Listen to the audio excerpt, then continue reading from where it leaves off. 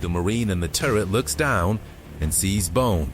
An RPG has just punched through his vehicle, taking most of his right leg with it. 100 Taliban fighters are closing from every angle, some just 20 yards away. Every instinct says drop. Instead, he leans back into his heavy machine gun. He is about to fire 400 rounds on a leg that is completely gone. What you are about to see is the most intense Marine combat footage of the Afghan war, the exact moments men stayed behind the heaviest guns on the field while their own bodies came apart. This is the moment a Marine shreds the Taliban with a 50 cal.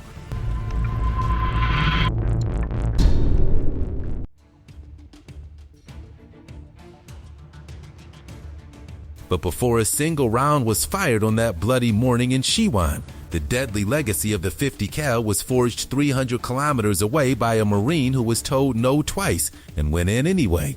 On September 8, 2009, a joint patrol moved into Ganjgal village for a meeting with elders. Marines, Army soldiers, Afghan troops on foot, threading into a bowl of terraced hillsides and stone houses. Dakota Meyer was not with them. His job that morning was to hold security at the rally point with a fellow Marine, Staff Sergeant Juan Rodriguez-Chavez. Then the radios came apart. More than 50 Taliban fighters had been waiting. They opened up from houses and fortified positions on the slopes above, raining down rocket-propelled grenades, mortars, and machine gun fire into the patrol below. It was a textbook trap, a U-shaped ambush. Sprung the instant the Americans were deepest inside it, there were no helicopters overhead that morning to even the odds. Meyer heard 4 of his teammates calling that they were cut off. He asked permission to go in. He was told no, too dangerous. He asked again, no. So he made the decision that would define the rest of his life. He took the exposed gunner's seat of a gun truck, told Rodriguez-Chavez to drive, and they went into the valley alone.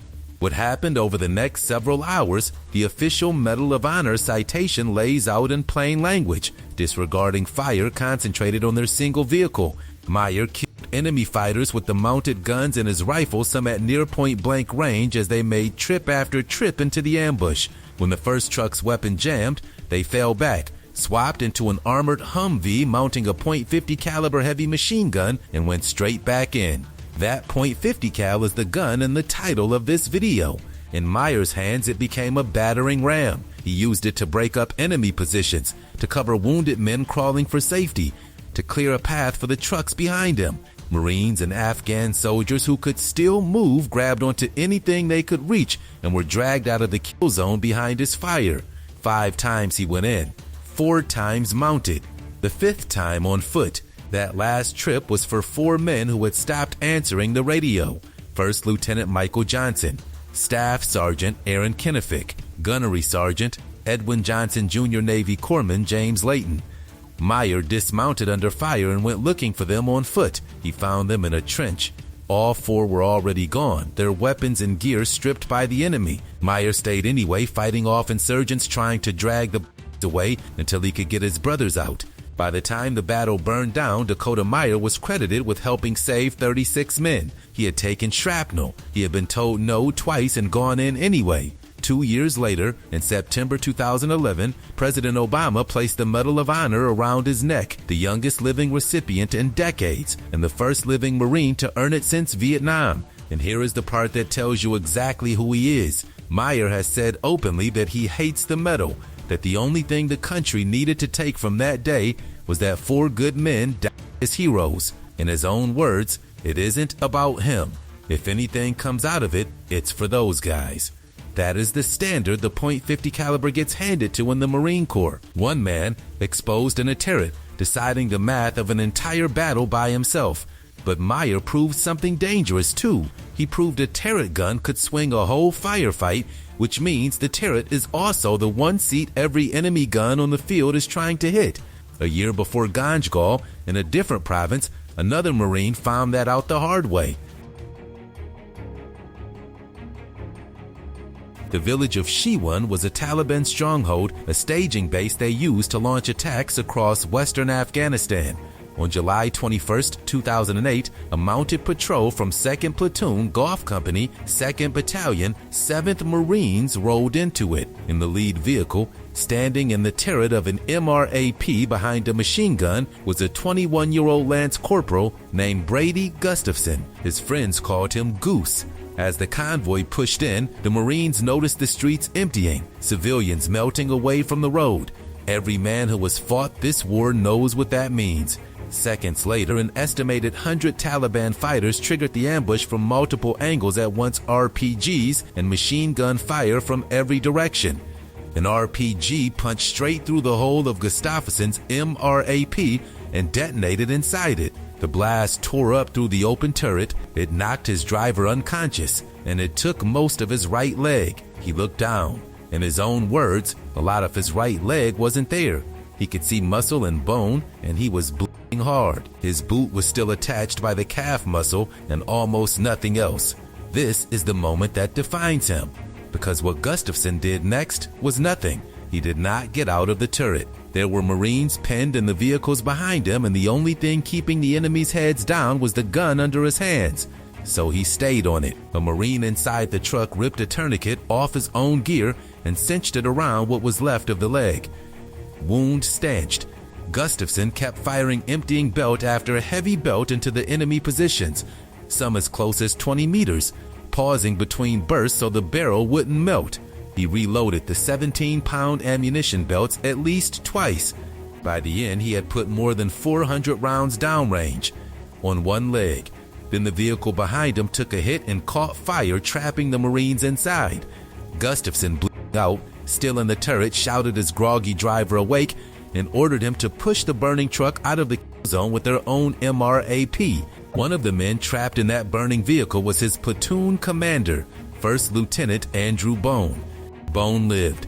So did everyone else. Not a single Marine died in that ambush. Bone put it plainly afterward. Every Marine he talked to said that if their leg had been blown off by an RPG, the last thing on earth they'd think about is staying in the turret. Gustafson thought about nothing else. He was awarded the Navy Cross, the nation's second highest decoration for valor, given fewer than 30 times across the entire wars in Iraq and Afghanistan. That was one ambush, on one bad morning, and she won. But Chiwan was nothing compared to a strip of green farmland 300 kilometers to the south, a place where the ambush wasn't an event. It was the weather. And it's where the .50 caliber and the cameras finally met. Sangin is a district in northern Helmand. The British fought there for years and could only manage a bloody stalemate. In October 2010, the job passed to the Marines of 3rd Battalion, 5th Regiment, the unit that calls itself Dark Horse.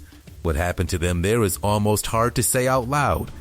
Over a 7-month deployment, Dark Horse suffered the highest casualty rate of any Marine unit in the entire Afghan war, 25 killed, more than 180 wounded, many of them losing legs to the IEDs buried in every footpath. Their own commander said he'd heard Sanjan called the most dangerous place in Afghanistan. The losses were so heavy that 2nd Reconnaissance Battalion was sent in just to help carry the weight. This is the ground the famous footage comes from, and the gun doing most of the talking in it is the M2.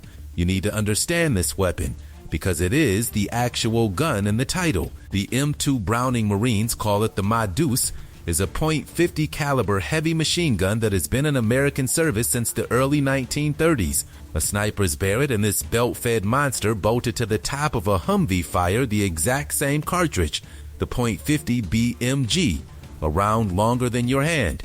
The Barrett fires it one careful shot at a time.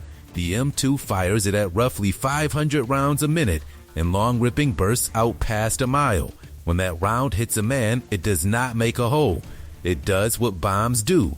When it hits the mud brick wall he is hiding behind, it goes through the wall and then through him. There is a reason troops describe the sound of a friendly .50 opening up the same way they describe an A-10 as the sound of being allowed to live. A Marine patrol in the green zone takes fire from a tree-lined muzzle flashes winking out of the shadows where the Taliban have dug their firing positions. The Marines on the ground can't always see the men, but the gunner in the turret can see the flash, and that is all the Madus needs. He leans into it. The gun starts its low mechanical hammering. Dust and chunks of the tree line kick up where the rounds walk in. and the enemy fire from that position stops, not because they ran, because there is nothing left there to shoot back. That is the entire title of this video. Right there, in real footage the Department of Defense never had to dress up. A Marine, a .50 cal. Taliban positions are coming apart, filmed in the deadliest valley of the war. But here is what that footage doesn't show you. The .50 cal is a weapon of distance. It rules as long as there is open ground between you and the enemy. In the summer of 2010, in another corner of Helmand, one Marine ran out of distance entirely, and he ran out of ammunition at the worst possible second. Corporal Clifford Wooldridge was a vehicle commander on a mounted patrol in the Musa Kala district of Helmand. His company ran into what his commanding officer would later call, simply, a hornet's nest. The patrol came under heavy fire. Wooldridge didn't button up inside the armor. He ordered his Marines out of the vehicles and pushed toward the guns. He spotted a group of about 15 Taliban fighters setting up to hit the rest of the patrol, so he took a 4-man fire team across open, exposed ground to flank them straight into the enemy's blind side. In the firefight that followed, his team killed or wounded 8 of them and scattered the rest. Then his Marines pulled back, and Wooldridge stayed behind, alone, holding security so his team could withdraw safely. That's when he heard voices, enemy voices, close on the other side of a mud wall a few feet away.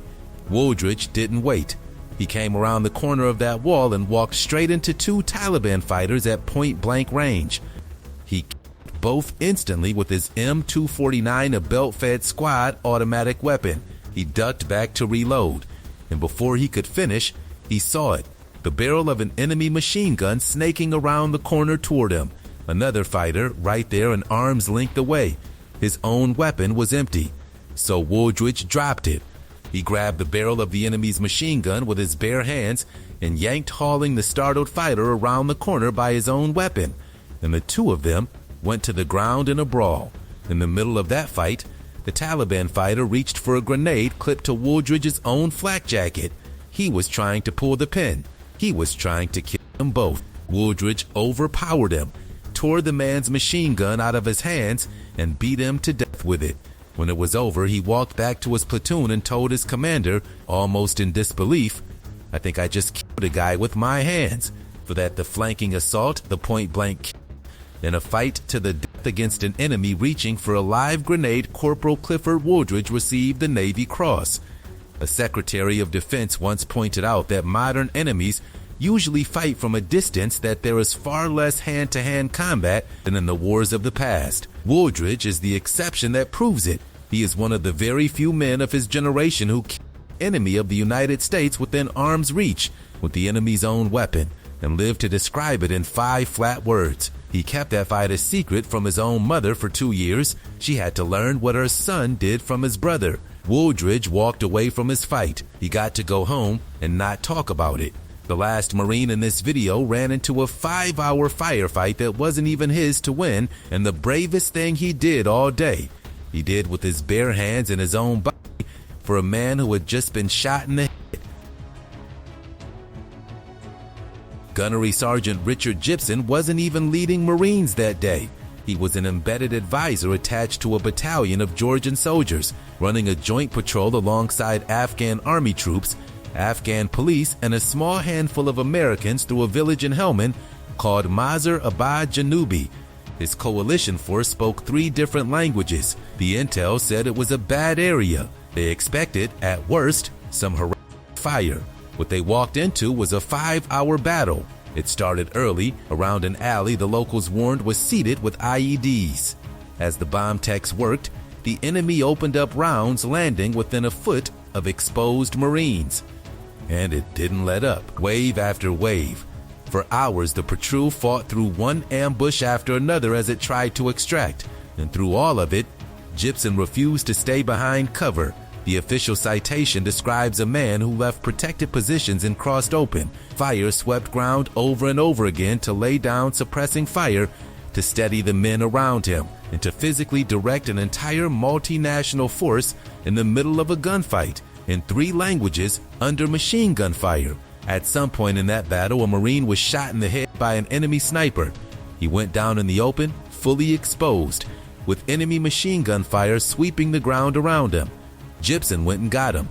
He charged into that hail of fire, reached the wounded Marine, and dragged him back to cover with his own body between the man and the enemy guns.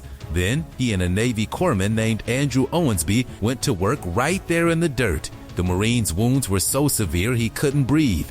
Owensby cut an emergency airway into his throat, a battlefield cricothyrotomy, and when the Marine stopped breathing, the corpsman breathed for him directly into that airway until his pulse came back. They kept him alive for 45 minutes until the medevac could reach them. That is the detail, not a body count. 2 men on their knees in the open, refusing to let a third one die. Gibson didn't stop there. He coordinated the reinforcements, the casualty evacuation, and the close air support that finally pulled that battered coalition force out with, in the citation's words, minimal loss of life. He was awarded the Navy Cross. Owensby received the Bronze Star, and the Marine who was shot in the head lived to see it, and that is the thing this whole video has been circling. Every one of them, the entire reason any of it is worth filming, comes down to the same instinct Gibson showed in the open that morning. The gun was never the point. The man willing to step in front of it was. The title of this video promises a Marine, a .50 caliber, and combat footage from the worst of the Taliban war, and all of that is real. But if you watched this far, you already know the heavy machine gun was only ever half the story. The other half was the decision. The split second where a 21-year-old with his leg hanging off chooses to stay on the trigger, where a Marine drops his empty weapon and grabs the enemy's, where a man runs into open machine gun fire because someone else is lying in it. 4 men didn't come home from Ganjgal. 25 didn't come home from Sangin. This video is told in their memory. So here's the question for the comments. Put yourself in that Humvee turret at Ganjgal, the radio screaming. Your team cut off, and the order is no. Do you go in anyway? Tell me below. Like the video, subscribe to the channel, and I'll see you in the next one.